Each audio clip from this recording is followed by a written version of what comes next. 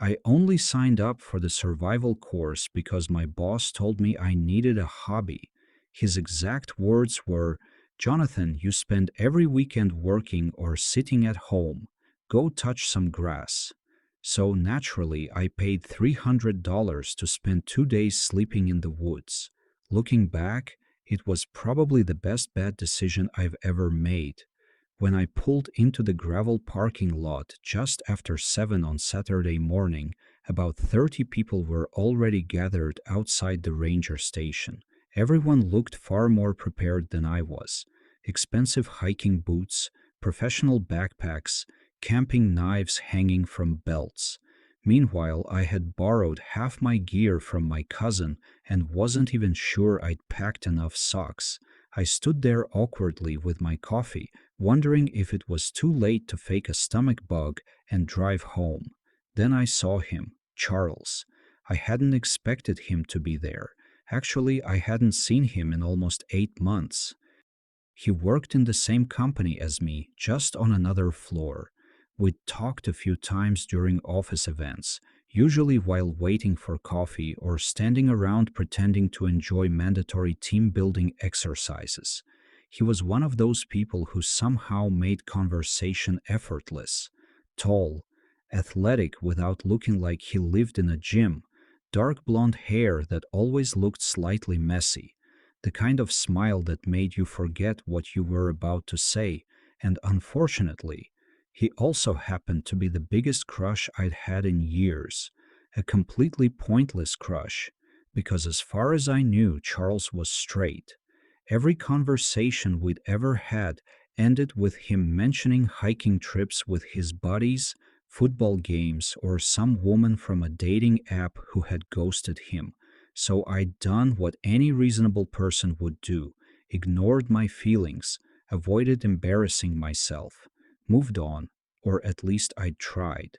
The problem was, the second I saw him laughing with another guy near the registration table, every bit of progress I'd made disappeared. He looked up, our eyes met.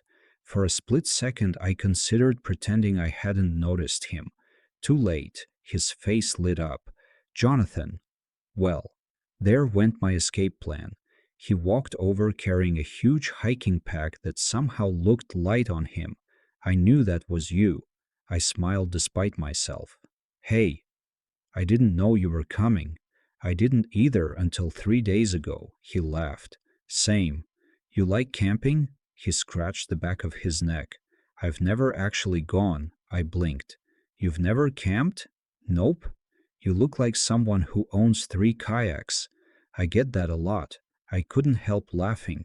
"Seriously? My apartment barely has room for a bicycle." That surprised me. For some reason, I'd always imagined Charles as one of those outdoorsy guys who climbed mountains for fun. Apparently not. "Guess we're both in trouble," I said. "Oh? I've never done anything like this either." His grin widened. "Perfect."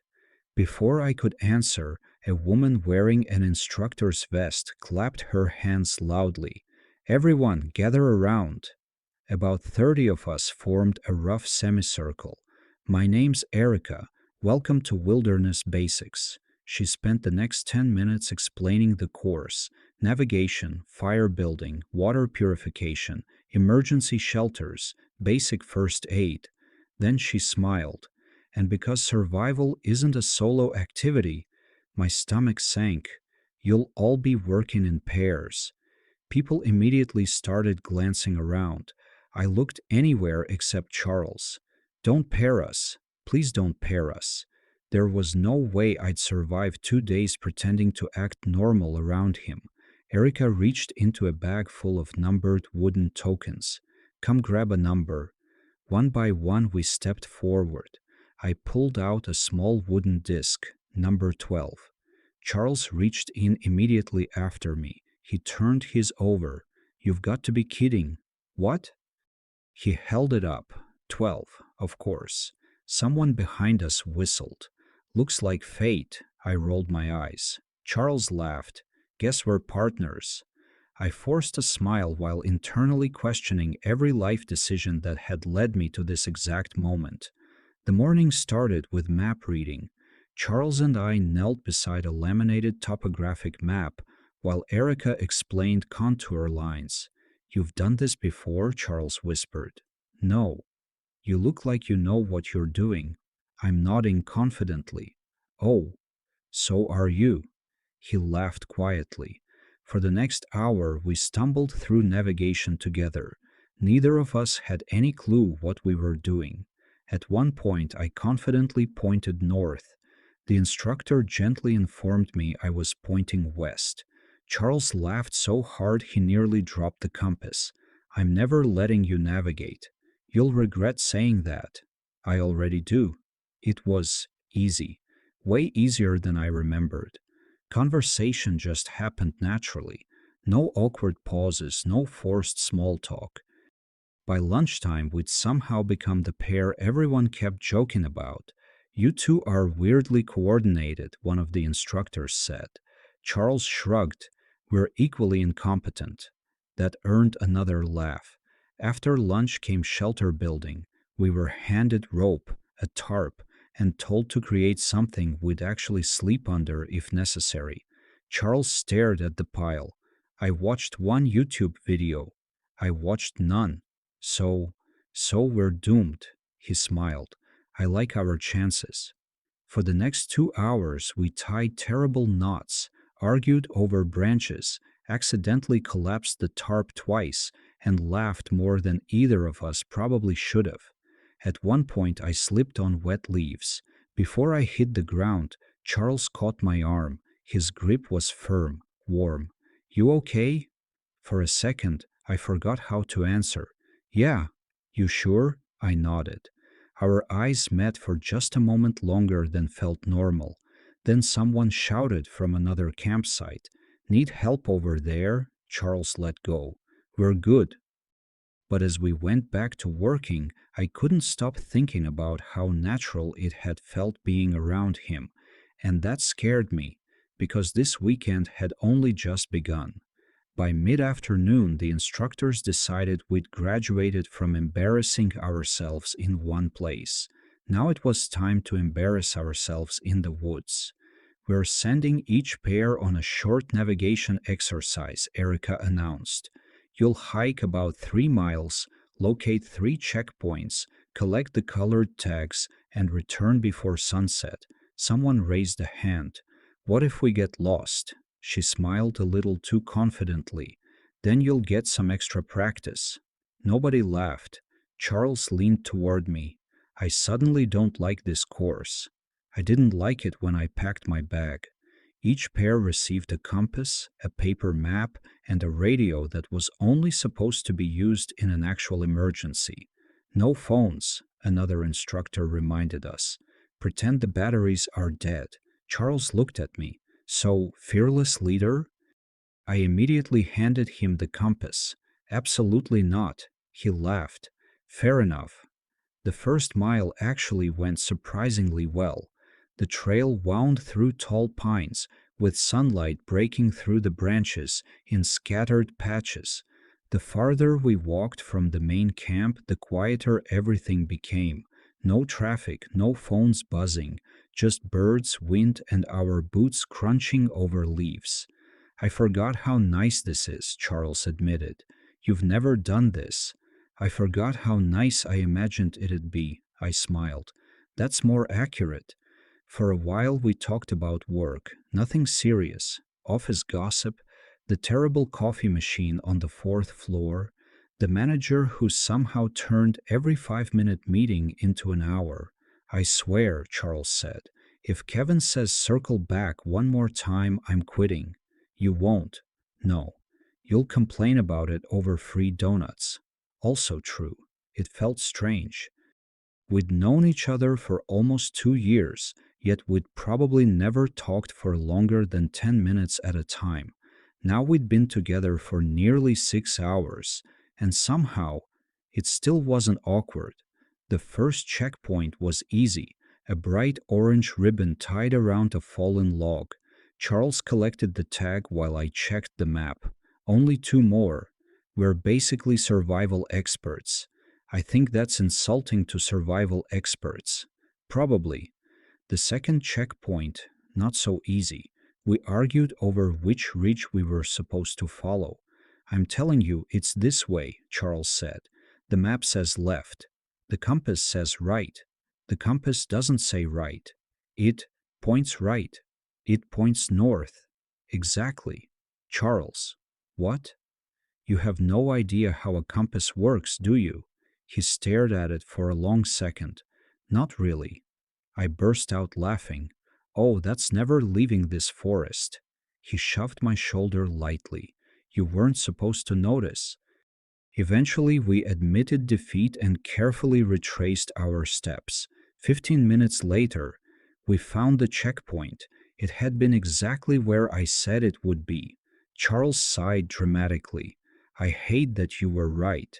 I'll be bringing this up for years. I know. By the time we reached the final checkpoint, clouds had started gathering overhead, dark ones. Charles looked up. That doesn't look good. As if on cue, a distant roll of thunder echoed through the valley. I looked toward the sky. We should probably head back. He nodded immediately. Rain started less than 10 minutes later, not heavy at first, just enough to make the leaves shimmer. Then, the sky opened. Within seconds, we were soaked. This is ridiculous, Charles shouted over the rain. I could barely hear him. My map. He quickly shoved it under his jacket. We ducked beneath a cluster of trees, but it barely helped. Rain poured through the branches anyway. Charles wiped water from his face. So?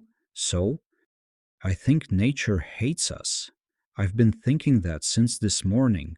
Despite everything, we both started laughing. There wasn't much else we could do. The trail quickly turned into mud.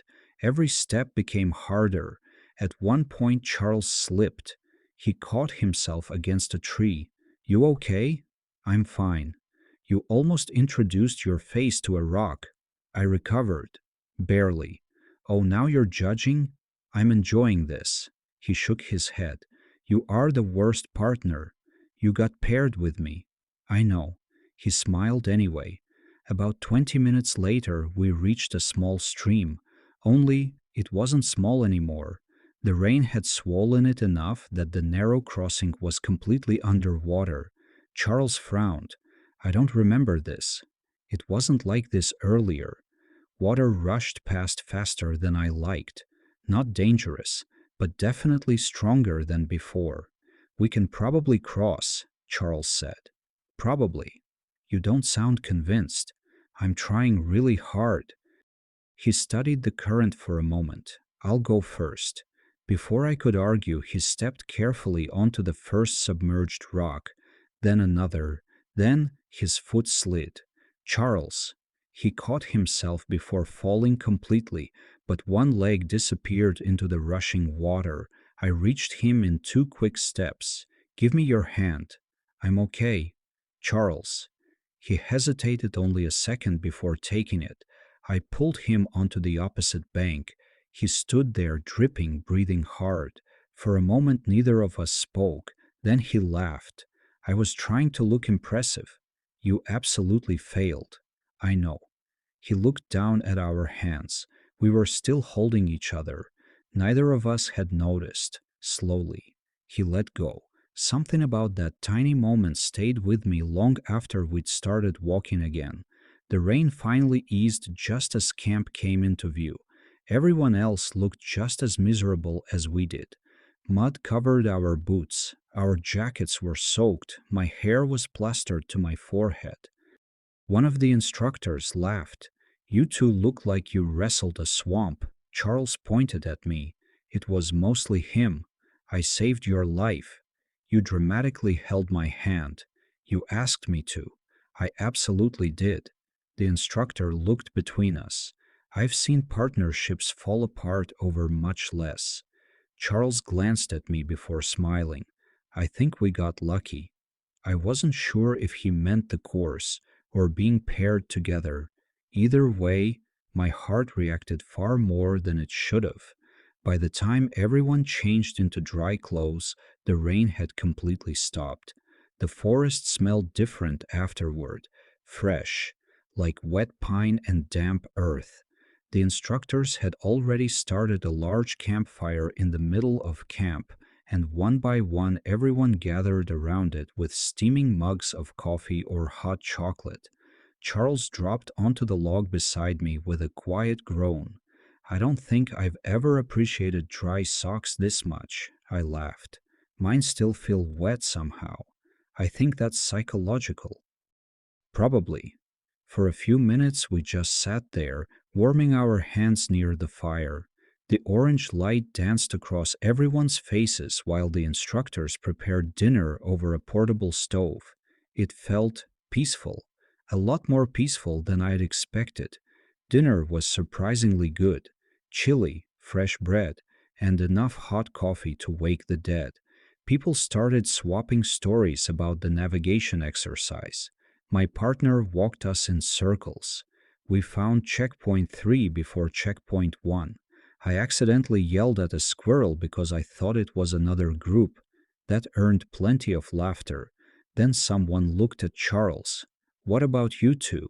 He glanced at me. "We survived." "Barely," I added. Charles nodded seriously. "Jonathan bullied me with a compass. I educated you." "You laughed." "I did. Repeatedly. I'll do it again." Everyone around the fire laughed. One of the instructors smiled. "You two worked well together." Charles shrugged. "I got lucky. For some reason."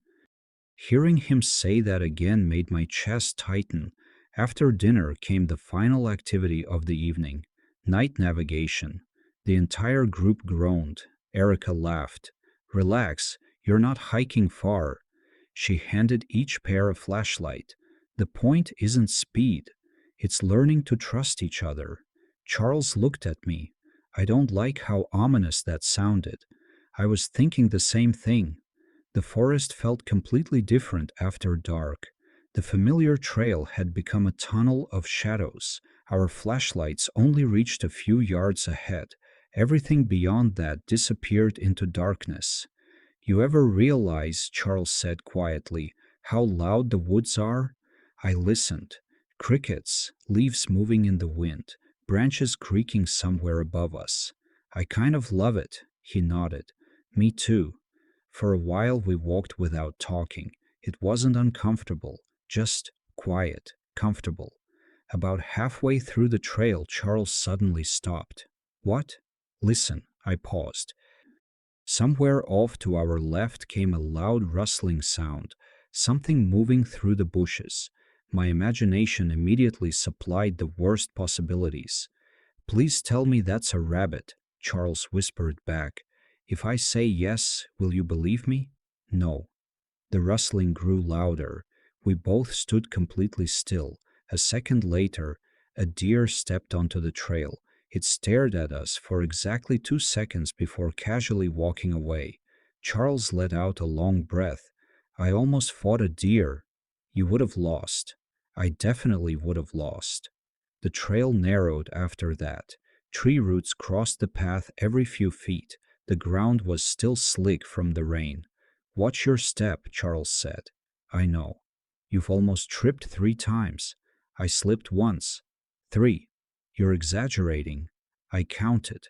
I rolled my eyes. "You keeping score now?" "Absolutely." A few minutes later, my foot caught on a root. I stumbled forward. Before I hit the ground, Charles grabbed the back of my jacket.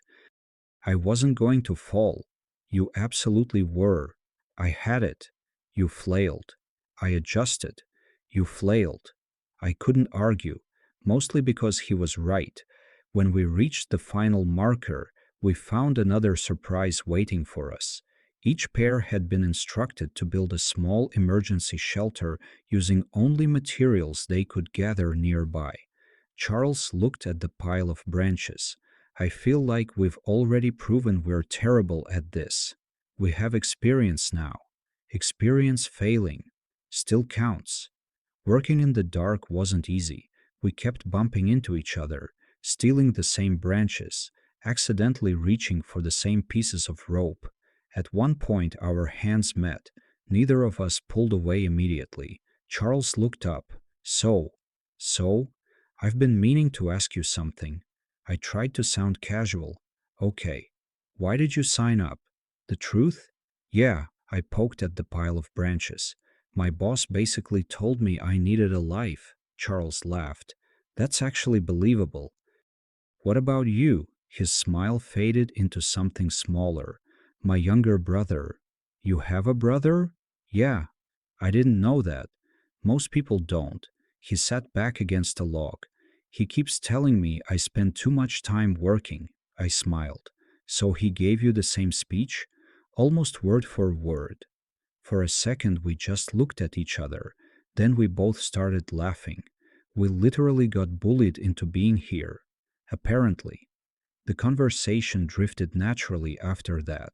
Family, childhood, favorite places we'd traveled, the worst jobs we'd ever had.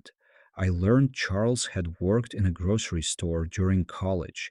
He learned I'd once spent an entire summer dressed as a pirate at a historical museum. You were a pirate? It paid surprisingly well. I need pictures. They don't exist. I don't believe you. My mother destroyed the evidence. Smart woman. Eventually, the conversation slowed. The forest settled around us again. Charles stared into the darkness beyond our flashlight. You know what? I almost didn't come today. I looked over. Really? He nodded. I signed up months ago. So why almost skip it? He shrugged. I've been stuck lately. Stuck? Work. He searched for the right words. Same routine every day. His voice had become quieter. Wake up. Work. Go home. Repeat. I nodded. I know the feeling. He looked at me. I figured you might. There was something unexpectedly vulnerable about the way he said it. Not dramatic, just honest. For the first time all day, I realized the confident version of Charles I'd built up in my head wasn't entirely real. He had doubts, he got lonely, he questioned where his life was going, just like I did, and somehow, that made him even harder not to fall for. When we finally returned to the main camp, most of the other pairs were already back. Erica checked our names off a clipboard. Good timing. Charles stretched his shoulders. I'm ready for bed. So am I. The instructor smiled. One last thing. She pointed toward the tents. We had to rearrange sleeping assignments after one tent was damaged in the storm. Neither of us thought much of it until she looked directly at us. Jonathan, Charles, you'll be sharing a tent tonight. Charles blinked. Oh, I felt my heartbeat immediately speed up. One tent, one night, with the man I'd spent nearly 2 years trying very hard not to fall even harder for, and somehow, the weekend still wasn't over. I stared at Erica for a second, convinced I'd misheard her. Sorry, what? She pointed toward a row of green tents. One of the larger tents took some damage during the storm. We had to shuffle everyone around. Charles looked at me. I don't snore. I laughed. That's your first concern? I like setting expectations. I appreciate the honesty. Erica handed us a flashlight. Tent 7. Good luck. Charles leaned closer as we walked away. I feel like everyone keeps saying good luck in a way I don't like. They definitely do. Tent 7 was smaller than I'd expected. Not cramped exactly, but definitely designed for two people who knew each other well enough not to mind being close. Charles unzipped the entrance and looked inside. Well, yeah, two sleeping pads, two sleeping bags, about a foot of space between them. He glanced at me. I promise I won't steal your blanket. I wasn't worried. You should be. You've done this before? No. Then why would I worry? He grinned. Because I'm competitive. I don't think sleeping is a competition. We'll find out. We changed into warmer clothes without making it awkward somehow. Well, Mostly. I was digging through my backpack when Charles pulled his hoodie over his head. I looked up at exactly the wrong moment. He was standing with his back toward me, pulling on a dry t shirt, broad shoulders, defined back. The kind of build that looked athletic without seeming impossible. My brain immediately reminded me that staring was a terrible idea. I looked away so quickly I nearly hit my head on one of the tent poles. "You okay?" Charles asked. "Yeah, you just attacked the tent. I underestimated geometry." He laughed. "I'm not questioning it. Thank God." About half an hour later, we climbed into our sleeping bags. Outside, the camp had gone quiet. Someone laughed near another tent. A zipper closed. Then gradually, only the sounds of the forest remained. Charles turned off the lantern. Darkness settled around us. "You awake?" he asked after a minute. "Yeah, I figured." "You? Can't sleep. New place?" "Partly." A pause. Then he chuckled softly. "I also keep wondering if bears can open tents." I couldn't help laughing. "Please don't say that." "You hadn't thought about it?" I had successfully avoided thinking about it. "My bad." For a while we talked quietly. The kind of conversations that somehow only happen late at night. Favorite vacations, embarrassing high school stories, music, movies, nothing important. Yet somehow everything felt important. "You know what's weird?" Charles asked. "What?" "I've worked in the same building as you for almost 2 years." "Yeah, and somehow we've probably talked more today than in all that time." I smiled in the darkness. "I was thinking that too." "What happened?" "I don't know. You seemed quieter at work." I hesitated. "I usually am." "Why?" "Good question. I guess I searched for the right words. I've never been great at putting myself out there." Charles was quiet for a few seconds. "I would have never guessed." "Really? Today you've been funny." I laughed. "Mostly because you've made it easy." The silence that followed felt different, not awkward, just full. Charles spoke again. "Can I ask you something?" "Sure." "Completely unrelated." "Okay. Are you seeing anyone?" My heart skipped so hard I thought he might actually hear it. I forced myself to answer normally. "No." "Been a while?" "Yeah." He nodded somewhere beside me. "Same." Something about that answer surprised me. "I thought you dated a lot." He laughed quietly. "Why?" "I don't know. You seem—" I stopped myself. "What?" "Popular." He actually laughed harder. "Jonathan." "Yeah?" "I spend most Friday nights ordering takeout and watching documentaries." I blinked into the darkness. "Seriously?" "Seriously. That doesn't fit the image." "What image?" "The one everyone has." He sighed dramatically. I knew it. "Knew what?" "People think I've got my life together." "You don't?" "I'm trying." His voice was softer now, but mostly I'm making it up as I go. I smiled to myself. Somehow, that confession made me feel less alone. The conversation drifted again. Eventually, Charles asked, "What about you? What about me? What do you actually want?" It was such an unexpectedly honest question that I didn't answer immediately. "I guess." I stared up at the ceiling of the tent. "I want my life to feel bigger."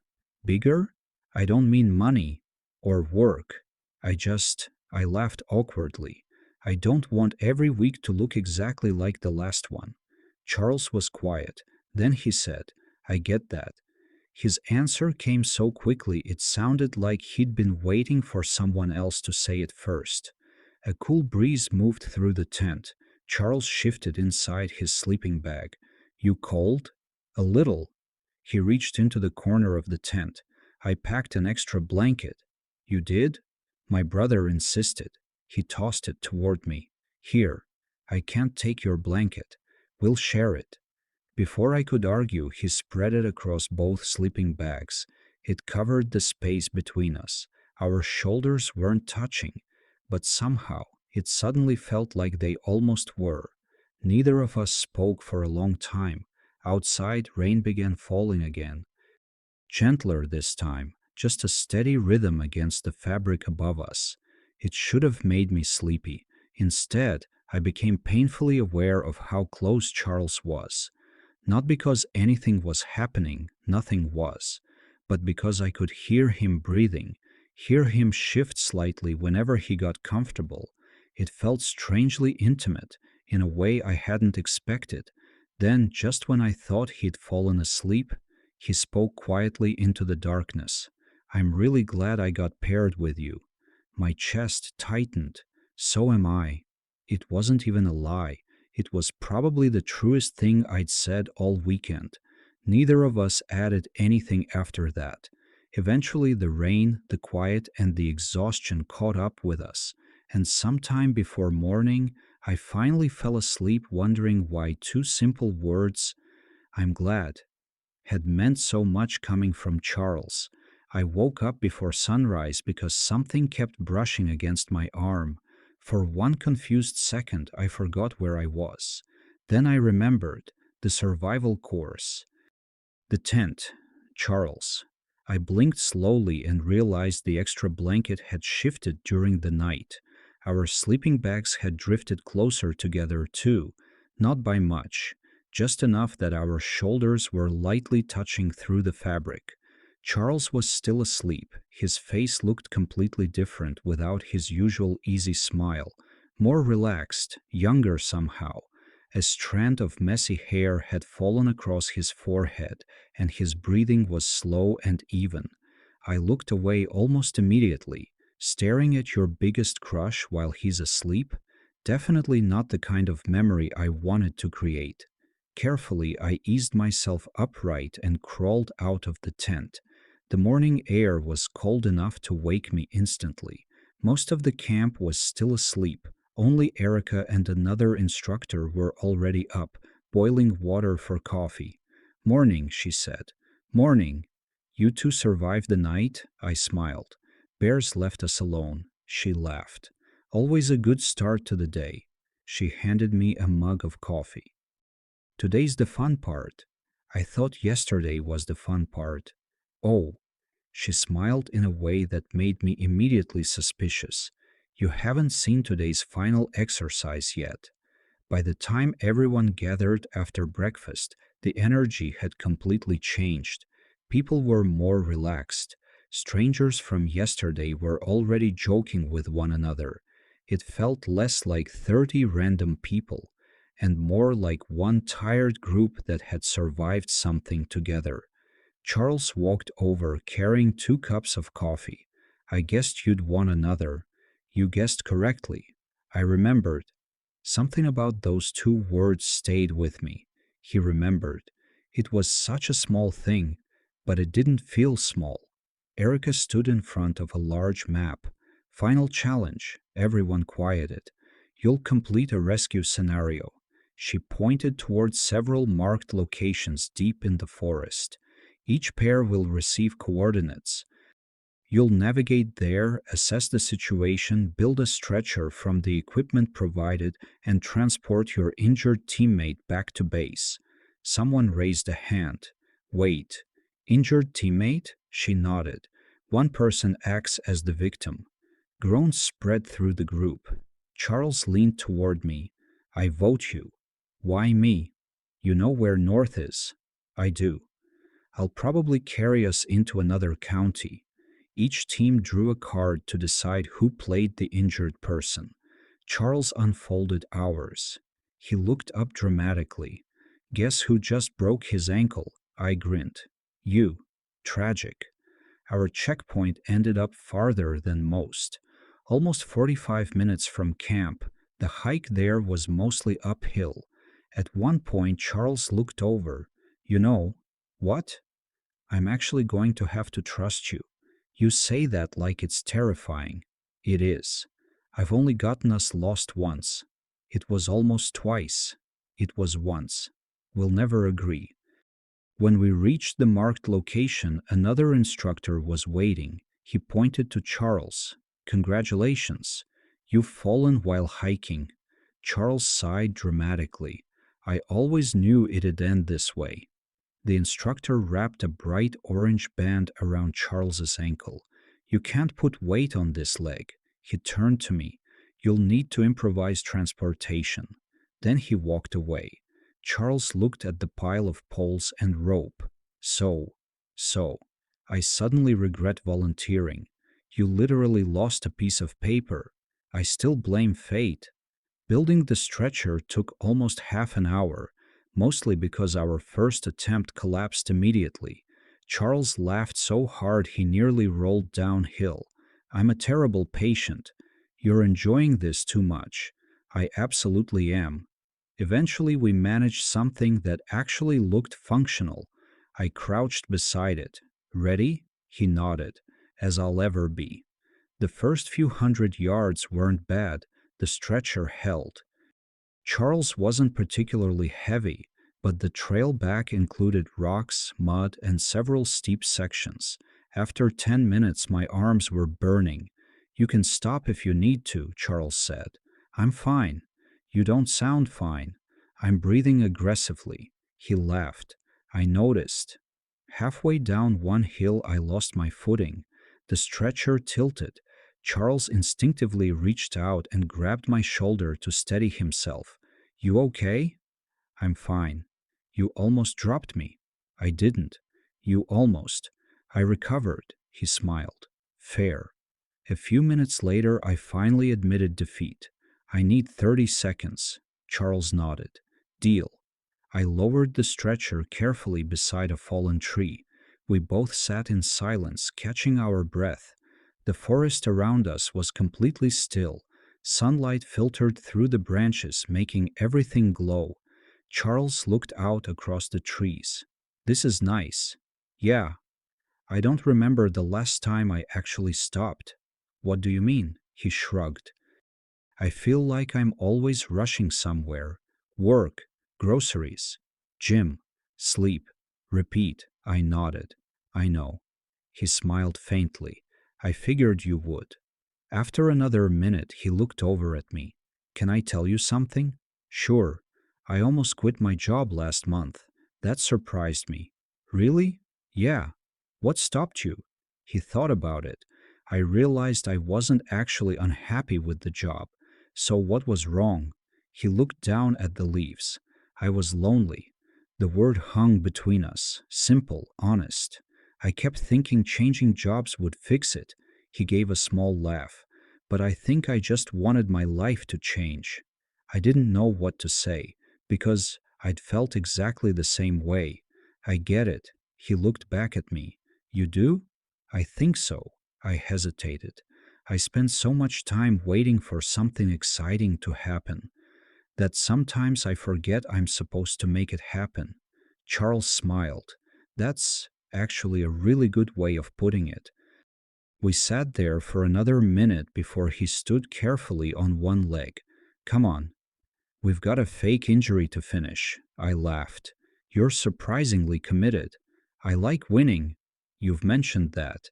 And I still plan on beating everyone. I rolled my eyes. You realize this isn't actually a competition? He grinned. It is in my head.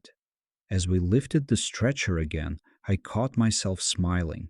Somewhere between getting soaked in the rain, building terrible shelters, sharing a tent, and carrying him through the woods, Charles had stopped feeling like the guy I'd admired from a distance at work. He'd become someone real, someone funny, someone thoughtful, someone who admitted when he felt lost, which only made one thing painfully clear. I wasn't getting over my crush. I was falling even harder, and I had no idea what I was going to do when the weekend ended. We crossed the finish line, if you could call a rope stretched between two trees a finish line, just before noon. The instructors applauded as I lowered the stretcher to the ground. Charles immediately sat up and stretched his legs. I've made a miraculous recovery, Erica laughed. Medical science will want to study you. I heal quickly. You complained the entire way back, I reminded him. I was providing emotional support. You kept telling me my knots were crooked. They were. I shook my head. I regret saving you. He bumped my shoulder with his. No, you don't. The stupid part was, he was right. After lunch, everyone gathered one last time in a large clearing overlooking the valley. The instructors congratulated us for surviving the weekend, handed out completion certificates, and thanked everyone for keeping a good attitude despite the rain. Charles leaned over. We're officially wilderness professionals. I don't think we're allowed to say that. We built one whole shelter. It collapsed. It collapsed with confidence. I laughed hard enough that Erica glanced in our direction. The course officially ended around 2 o'clock. People exchanged numbers. Some planned future hiking trips. Others hurried toward the parking lot, eager for hot showers and real beds. For the first time all weekend, I felt disappointed it was over. Charles stood beside his SUV, loading his backpack into the trunk. I lingered by my car, pretending to reorganize gear I had already packed. I knew what happened next. We'd say goodbye, go back to work, maybe wave in the hallway every few weeks, and eventually this weekend would become one of those memories I'd think about more than I probably should. That thought hurt more than I expected. You heading out? I looked up. Charles had walked over. Yeah, I smiled. I guess that's it. Guess so. There was a small pause. Neither of us seemed eager to leave. Charles rubbed the back of his neck. This might sound weird. My heart immediately started racing. But I'm kind of glad the tent got damaged. I blinked. What? He smiled sheepishly. If we'd been paired with different people, I don't think we'd have actually gotten to know each other. I laughed softly. Probably not. I would have missed out. The words landed somewhere deep inside my chest. Before I could stop myself, I said, Me too. Another silence, not awkward, just careful. Like we both felt there was something else we wanted to say. Charles finally broke it. So, you want to grab dinner sometime? For a split second, my brain completely stopped working. Dinner? Yeah. He shrugged casually, though he suddenly looked a little nervous. We've spent 2 days talking. I figure we could probably manage another couple of hours. I smiled before I could stop myself. I'd like that. His shoulders relaxed almost immediately. Good. We exchanged phone numbers, even though we'd both technically had each other's work contact information the whole time. This feels more official, Charles joked. It kind of does. I'll text you? Please do. He smiled again. I will. The drive home felt strangely quiet. Not lonely, just different. I caught myself smiling at red lights, thinking about conversations from the weekend, the terrible compass jokes, the rain, the campfire, sharing the blanket, the way Charles had admitted he felt lonely, the way he'd asked me to dinner. Every memory replayed itself during the hour-long drive home. Monday morning arrived much faster than I wanted. Walking into the office felt surreal after spending the weekend in the woods. People hurried between meetings carrying laptops instead of backpacks. Coffee replaced campfires. Emails replaced birdsong. By 10 o'clock, I had almost convinced myself I'd imagined the whole weekend. Then my phone buzzed. Charles. Survived your first morning back? I smiled immediately. Me, barely. A few seconds later, Charles. Kevin already said circle back twice. I laughed out loud. A coworker looked over. You okay? Yeah. Just remembered something funny. That evening, right as I was leaving work, another message appeared. Charles. Friday, 7 p.m. Still up for dinner? I stared at the screen for several seconds before replying. Absolutely. His answer came almost instantly. Looking forward to it. So was I. Probably more than I should have been, because somewhere during that weekend survival course, I'd stopped hoping to get over my biggest crush. Now, I was hoping something might actually come from it. I just had no idea whether Charles felt the same way. Friday somehow took an entire week to arrive. I'd never been so aware of the clock. Every meeting felt longer, every email felt unnecessary. By Thursday afternoon, one of my coworkers actually looked at me and asked, "Are you waiting for the weekend or something?" I almost laughed. You could say that. What I didn't tell her was that I checked my phone at least 20 times that day, not because Charles had stopped texting, quite the opposite. Ever since Monday, we'd been talking every day, nothing dramatic. Photos of terrible office lunches, complaints about meetings, memes, stories about customers from our old part time jobs, little things. The kind of conversations that somehow become the best part of your day before you even notice. Friday evening finally arrived. I stood in front of my closet longer than I wanted to admit. 3 different shirts ended up on my bed. This is ridiculous, I muttered to myself. It's dinner. Not a date, just dinner. At least that's what I kept telling myself. Charles had picked a small Italian restaurant about 15 minutes from the office. Nothing fancy, warm lighting, quiet music, the kind of place where nobody rushed you. I spotted him waiting outside. The second he saw me, he smiled. There it was again.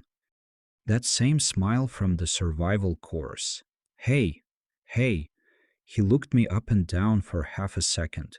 You clean up pretty well, I laughed. So do you. He looked mock offended. I always clean up well. Confident. Accurate. I rolled my eyes. Some things never change. I'm hoping not. Dinner felt easy, even easier than the weekend.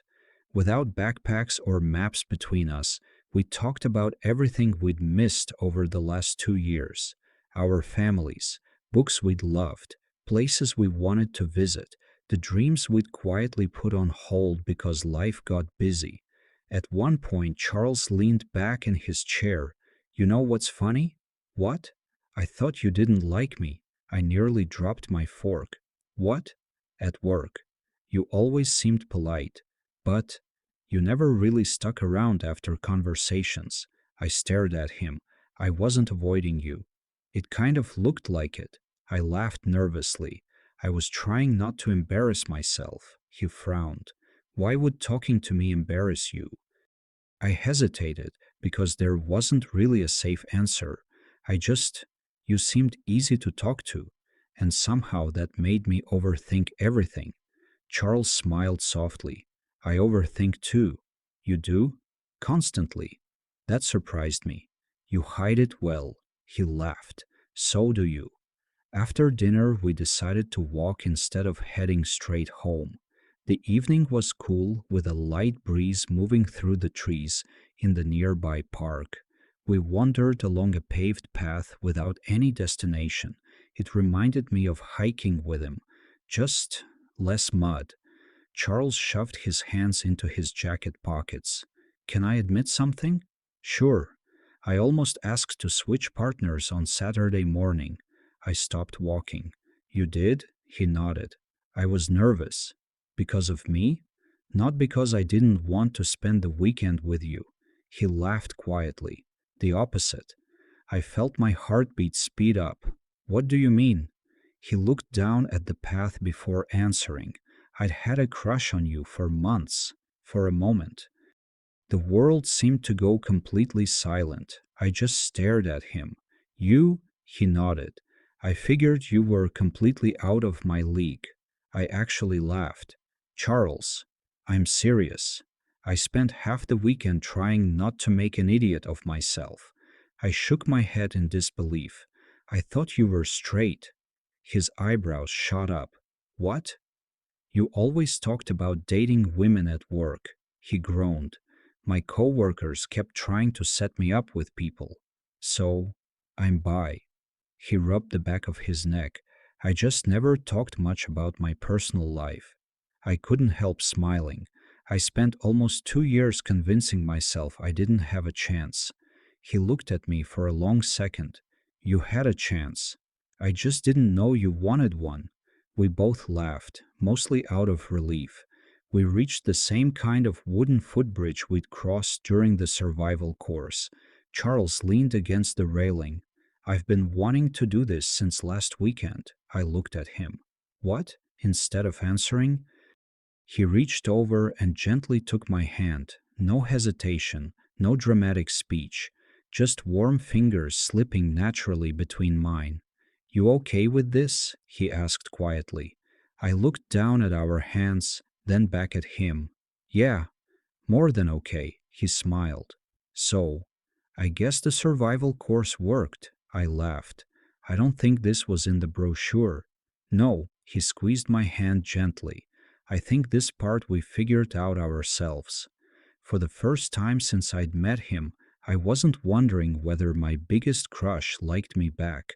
I already knew, and standing there beside Charles, hand in hand under the fading evening light, I had a feeling the best part of our story was only just beginning.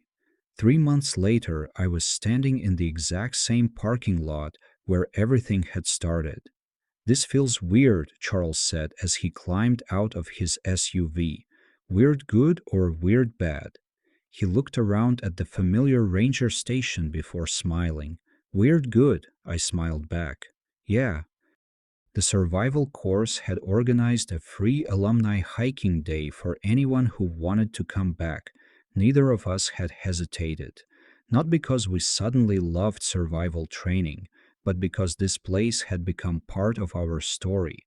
A lot had changed in 3 months. Dinner had turned into another dinner, then weekend coffee, movie nights, long walks after work, text messages that started with good morning and somehow ended hours later. Somewhere along the way, without either of us making a big announcement, we had simply become us. It felt natural, like we'd skipped past the awkward part and landed exactly where we were supposed to be. As we checked in, Erica looked up from the registration table. Her face immediately lit up. Well, I knew it, Charles laughed. You knew what? She pointed between us. I told the other instructors you two would be back together. I raised an eyebrow. You predicted this? I've been teaching these courses for years. She folded her arms with a satisfied grin. You can tell when two people spend more time looking at each other than at the map. Charles groaned. We weren't that obvious. You were.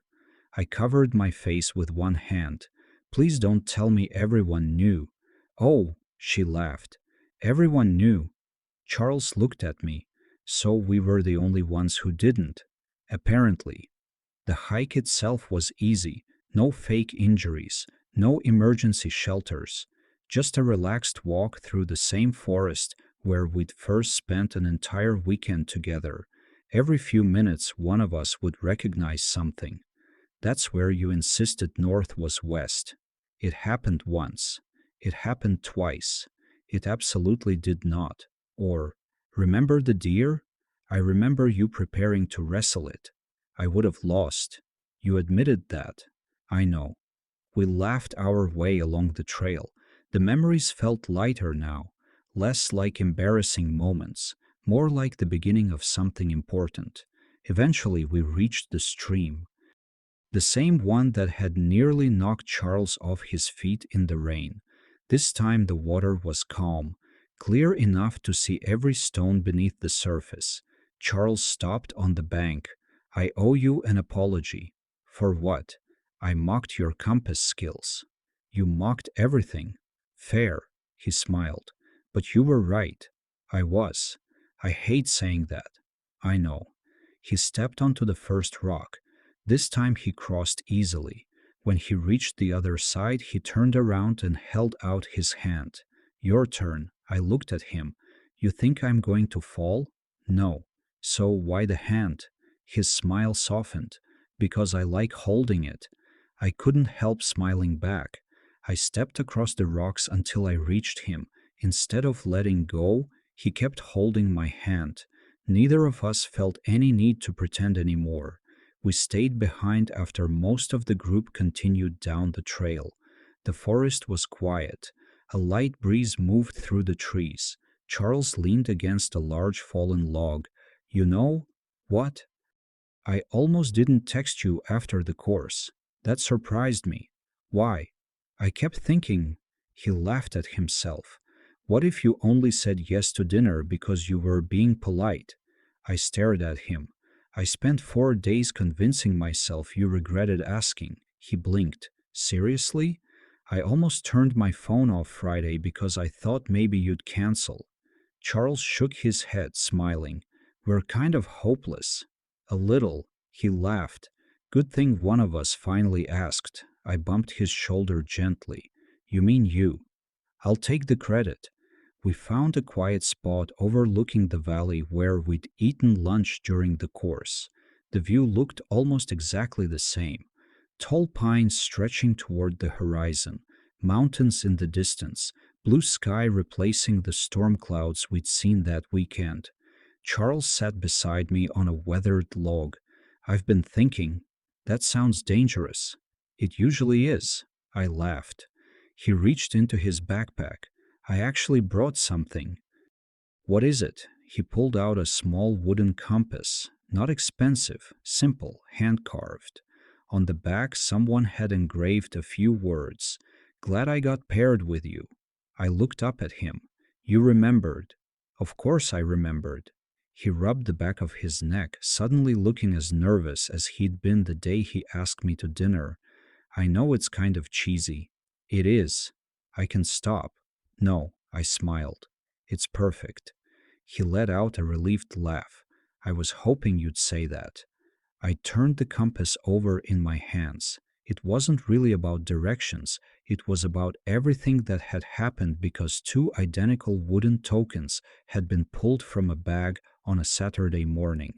Number 12, pure chance, or maybe perfect timing. On the drive home, Charles reached across the center console and intertwined his fingers with mine.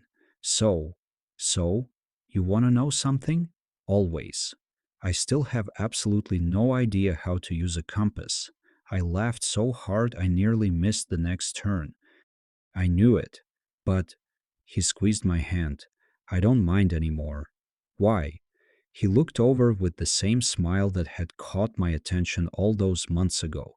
Because wherever we're going, I don't have to figure it out alone. I smiled back, and for the first time in a very long time, I realized I wasn't wondering what came next.